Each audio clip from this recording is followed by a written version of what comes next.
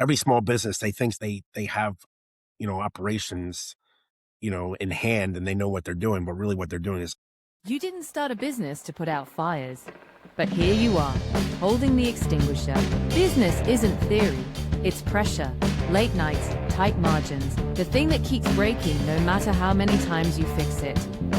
When the room's on fire, the amateurs shout, the pros stay calm.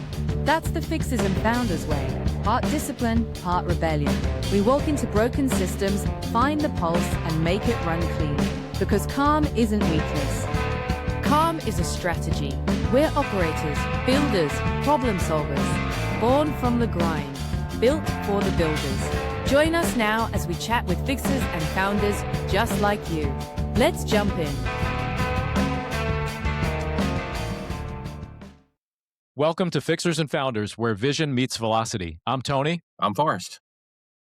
If you're running a real estate brokerage, a franchise, or anything with multiple locations and moving parts, you know how quickly growth can turn into friction. More people, more systems, more decisions, and somehow less clarity. Today's guest matters. Guy Barretta has spent his career inside high-growth environments, from Microsoft and the early days at Yahoo to leading growth and strategy at Coldwell Banker, and building a track record that includes over $180 million in investment real estate transactions. Today, he is Barretta Consulting, known by many as the COO Guy, the person founders call when operations start to lag behind growth. He works with real estate and franchise owners to take the operational weight off their shoulders and bring structure, clarity, and control back into the business.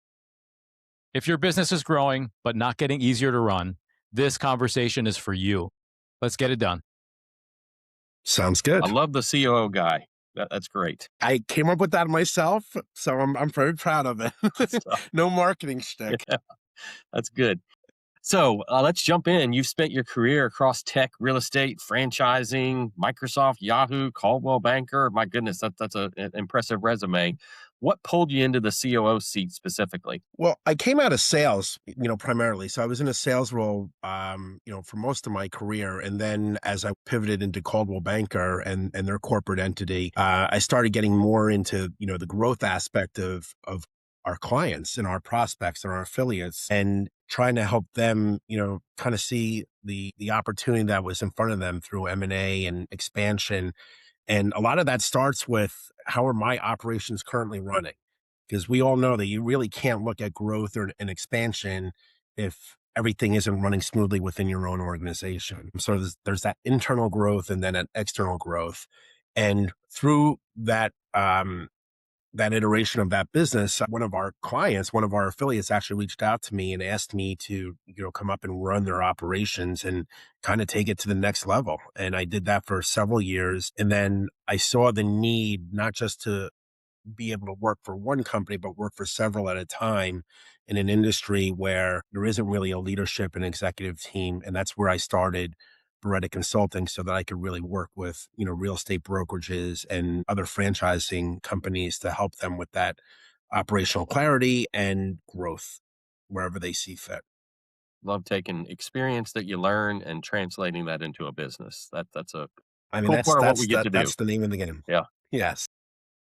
And then, Guy, in real estate and franchising, a lot of owners are strong on sales and growth, but then they're weak in operations, which obviously, that's what you fix. Where do you see that gap show up most often in the clients that you work with? Well, so that is a challenge. But in the franchising industry, I'll let you in on a little secret.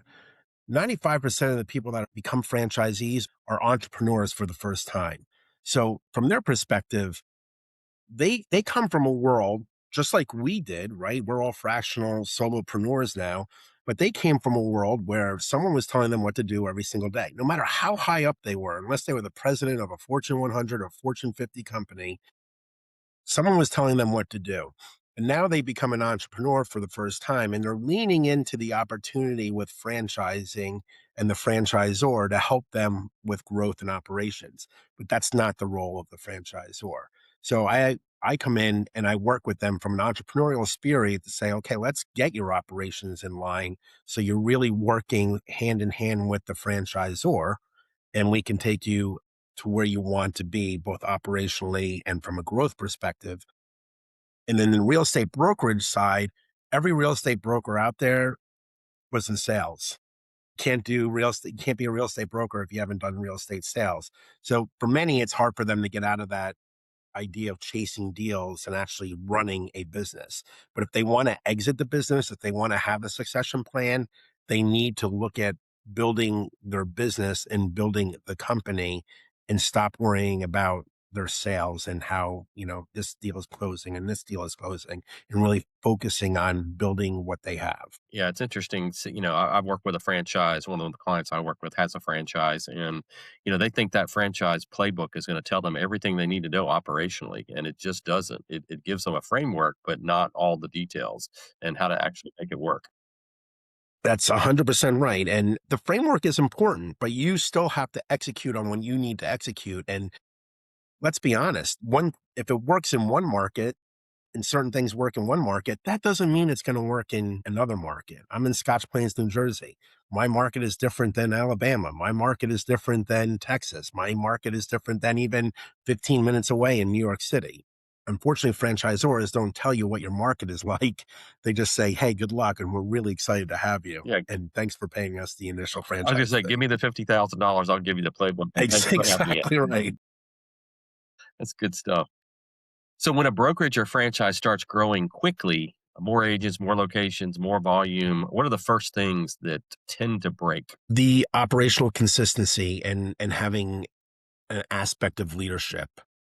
And what I mean by that is many franchisees and many brokerages, they think they have leadership. And that leadership is basically just running an office or running a group of agents. And they'll get together once a week and they think it's a great meeting, but no one's ever challenging that owner. And you have to surround yourself with people that are going to challenge you and say, I probably would do it this way, or we should really look at this, or we should think out of the box. And very often they don't have those individuals. It's kind of, I don't want to call it like a yes man, yes woman mentality, but people are just, saying, hey, my checklist, I've done everything on my checklist, so I'm good to go. This guy has done everything on their checklist, so they're good to go. But that's not leadership. So I see a failure there. And that's honestly where I come into play because, and I'm sure you guys can attest, right, Tony and Forrest? Like, we tell it like it is. The You know, we, consigliere. yeah, sometimes you love hearing from us, and sometimes you're like, "Ooh, that was a brutal call that I just had with Guy or Forrest or Tony," right? A And real that's friend okay. stabs you in the front. Yeah, exactly right. And so that's always a challenge. And then we always see something, with regards to the tech stack, and you want to chase the shiny object. AI is the shiny object. Everybody wants to have AI, but they don't even know what that means. They don't know what that means, and they want to adopt and put things in place, but you just put things in place to put them in place with no rollout, no adoption, no opportunity to really grow what you put in place, just as a failure across the board. How about no foundation for how are you going to store data and how are you going to secure data? And what happens when the guy develops the AI app that works for you, then leaves and he's the one that has the admin password? I mean, it's just, it's Yeah, all, it's I haven't had that yet. Sounds like you have, get ready, Forrest. get ready. Guy, you step in as the fractional COO guy into these businesses. What are you typically walking into on day one? Wow, that's a good question. Lack of clarity. I mean, I keep on coming back to that word clarity, but I think it's individuals that know they need to change in some capacity, and that could be a personal change as a business owner or just a change within the business to move beyond what they currently are. They know there's something wrong. And sometimes they know directly what it is. Sometimes they don't. I always do a SWOT analysis. I do the SWOT analysis on the business and I do it on the individual. And it's interesting. The SWOT analysis on the business, they kind of nail the SWOT analysis on themselves. It's a little bit different, right? And you learn as you're working with individuals how they interact, how they perceive themselves, how others in the organization perceive themselves. Usually in the businesses that I'm working with, there's just, I don't want to say finger pointing, but everybody's looking at the other person as a scapegoat and not really focusing on what they control and what they can bring to the table to make the place better. And they have to believe that they want to make the place better. And, that's something you have to reinforce. Love the personal SWOT analysis. That's a new one for me. Hadn't thought about That was doing that takeaway for on me. the I was individual. thinking, like, what does that kind of look like? Yeah, it was really It's interesting to me when scary you said that. sometimes. It's very scary. Yeah, that's a scary mirror, man. That's a good Yeah. one. But what I did, I'll tell you what I did is I went to ChatGPT and I told ChatGPT, because as I was working in it and I had quite a few hours in there, like, what do you know about me? Hmm. And what am I really good at? What am I really focusing on? And what do I need to improve upon? I make the joke that my ChatGPT has gotten a little snarky, and um but it really nailed it. Like I felt like it nailed like where my inconsistencies are as a fractional COO and where my strengths are. And that's kind of like my guiding force.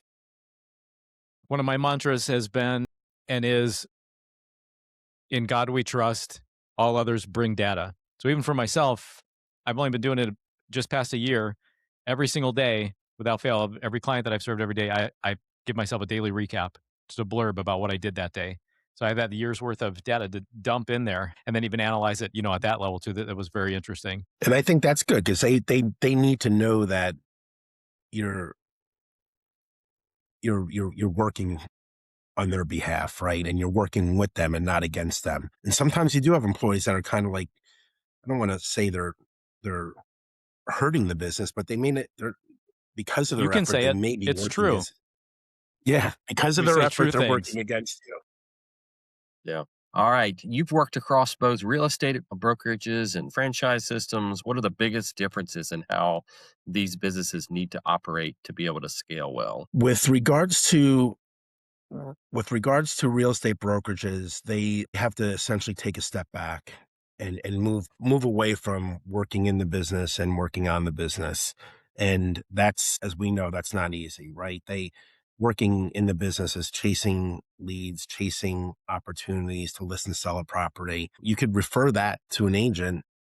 Company still makes money, you make money, and really just focus on building the organization that you need to build and want to build so that you could have an exit strategy at some point. And on the franchise side, I think it's the challenge is they really do lean into the framework a little bit too much, like we were talking about, Forrest, Hmm. and focus too much on that franchisee relationship, but they're not focused on doing what they need to do with what they have to propel themselves in the market that they're serving. Additionally, every franchise organization out there says they have a great networking group. Well, it's a great networking group that meets once a year. If you're not reaching out to others in your network and saying, hey, my name is Guy Barretta, I own XYZ franchise in this market. Curious, how are things working with you? These are my challenges. Did you have these challenges? No, Guy, I didn't have these challenges, but I had these challenges. And really feeding off of each other. And you're just not seeing that in the franchise networks anymore. And that's really depressing to a certain extent because you are paying a lot of money to be part of these franchises and getting that business up and running, and you really should be focusing on helping each other out. Yeah, it's taking advantage of resources that are available. It's a shame that people don't do it. But I also like the exit strategy. That's one of the first questions I ask when I talk to a prospect for the first time, and most of them have deer in the headlights. What do you mean exit strategy? I'm Correct. like, well, you need to have an exit strategy, even if it's 10 years from now, to make all the foundational decisions today work. I call it the "Don't be my dad" mantra. My dad was a entrepreneur. He took the business over from my grandfather, seafood purveyor, sold seafood at a seafood restaurant. When my dad died, the business died. Hmm. That business was worth money. Yeah, But when my dad died, that business died. He sent me and my sister to college for a reason, didn't want us to take over that business. And I look at others and I say, don't be my dad. Figure something out, have a plan in place, and then have a second plan, right? Because if your kids aren't taking it over, what's your plan B? And it's surprising that people don't think that way. It's refreshing when people do. that is a powerful story. Don't be my dad. That's Yeah, big. Hmm. So, Guy, I don't want to sure. get off on a rabbit trail with you, though. The real estate side of things, a bit near and dear to my heart. I had a brokerage in Chicago for about 15 years that I owned and operated. Wow, And that's I'm awesome. curious to know, Guy, you mentioned some of the franchisees not maybe following the franchise playbook, or there's not a lot of opportunity there. What sort of playbook have you developed now to serve the real estate broker clientele? If you could So I surmise it a have little bit. I have a brokerage operations blueprint, which, we kind of go through and try to establish where they have issues, where they don't have clarity, where they're not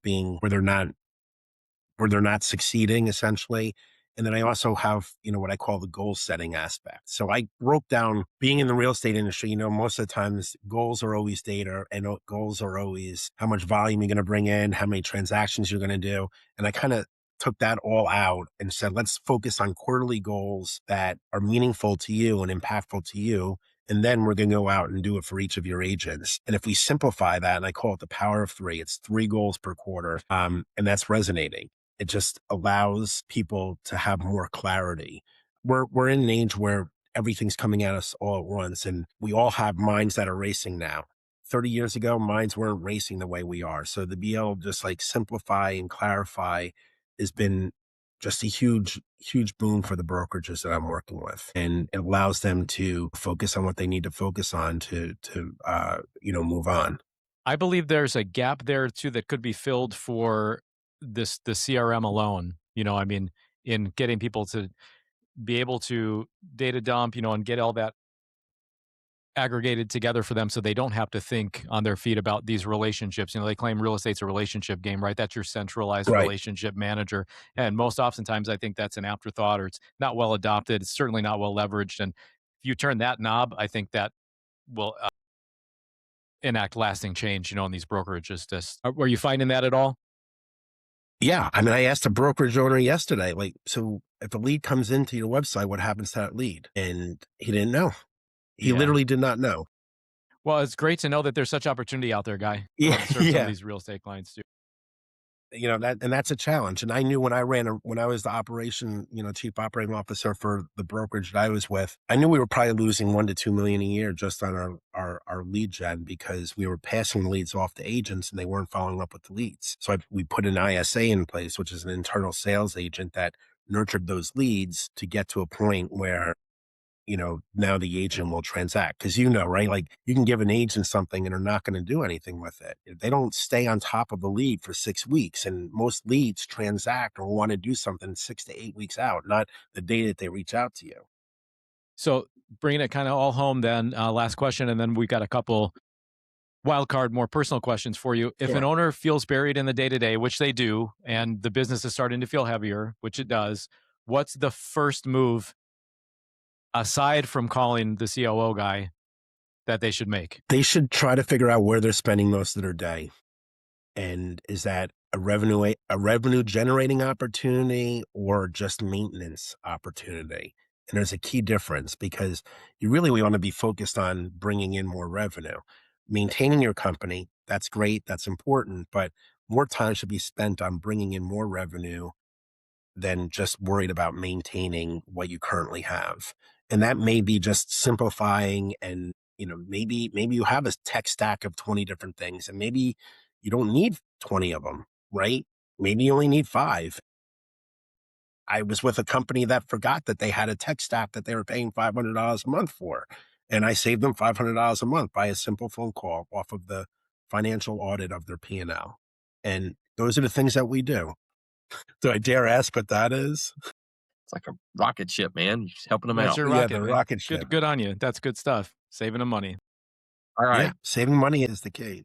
So we didn't really talk about where I'm from, but I'm a damn Yankee too. I grew up in Delaware. So Okay. I'm a big fan of Philly cheesesteaks, and I always was affinity toward who has the best Philly cheesesteak. But let me ask you this. If someone's visiting you, what's one meal or spot you tell them they have to experience in your area? That's a good one. If it's a cheap meal, I say Jimmy Buff's, because they got to get the Italian hot dog, which is, I don't know if you've ever had Italian hot dog, but it's like it's a big, big bun. They put 2 hot dogs in there, which are really Italian sausages. They put peppers, onions, potatoes in there, mustard, and ketchup. That's like your cheap meal at Jimmy Buff's. But if we were going to go sit down and I was going to have my favorite meal, it would be, a place like Sterling Tavern, which, has homemade brews. They make a port wine cheddar burger, which I think is one of the best burgers I've ever had. So that's where I'm taking them. I'm a simple man. I go out to eat a lot. I mean, I do, but that's a great, great venue for food. Thanks, Tony, for that question, because now I'm hungry. Yep, Yeah. we're getting us hungry, headed off into the weekend. I'll have one more for you before we get into that, Guy. Thanks so much for sharing the time with us, sharing your mind with us. How can people best reach out to you if they want to learn a little bit more, connect as a peer or put you to work? My email address is Guy Barretta at the COO Guy.com. So Guy, GUYBARRETTA at the COO Guy.com. My website is the COO Guy.com. And I'm very active on LinkedIn, just as both of you are. And you can DM me and reach out and say, let's have a conversation. And I don't charge for those conversations. And I promise you'll come away with something, whether you decide that I'm right for you or not, you'll come away with something. Love it. What's a take that you have about New York City that most people would disagree with? That is very friendly. I've seen amazing acts of humanity in New York City, and I think people don't realize that. But it is a little bit dirtier than people think. But but and driving there, and here's the third one. And driving there, many people don't like driving there. I actually like driving in the city because it's kind of like driving in a video game. Like Grand Theft Auto, right? Yeah, like exactly like Grand Theft Auto. And but it's a great, great city. I'm blessed that I live so close to it. I'm probably not in there as much as I used to, but I used to commute there every single day. And that's like, even though I'm 15 miles away, that's a 45-minute to an hour train ride every day. And it's kind of a blessing that I don't have that time traveling anymore. And I can just wake up and go to my office. I used to put on about 300 miles a day in the greater Chicagoland area, including Chicago proper, all up, down, left, and right. So I wonder who's the better drivers, Chicagoans or New Yorkers. I don't know. That'll be I would that'll be probably, a whole so I went to whole school in separate Ohio. episode. So I would probably say Ohio's probably the worst drivers, but I would say Illinois drivers are pretty good. Yeah. I agree. It's good stuff. Salute.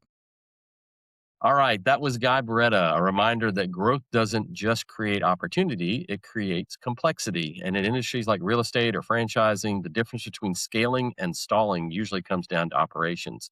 Guy's work shows that when you get the systems, people, and processes aligned, the business starts working the way it's supposed to. If you're feeling buried in day to day, this one is worth revisiting. I'm Forrest, I'm Tony. and this was Fixers and Founders. Oh, my darlings, look at you. Still here with me till the end. That's how I know you're one of us. The fixers, the founders, the ones who build in the chaos and still manage to laugh through it. Drop a comment, share your sparks, and connect with each other. This is where the net weaving begins. Like, share, and subscribe to keep the fire blowing. Until next time.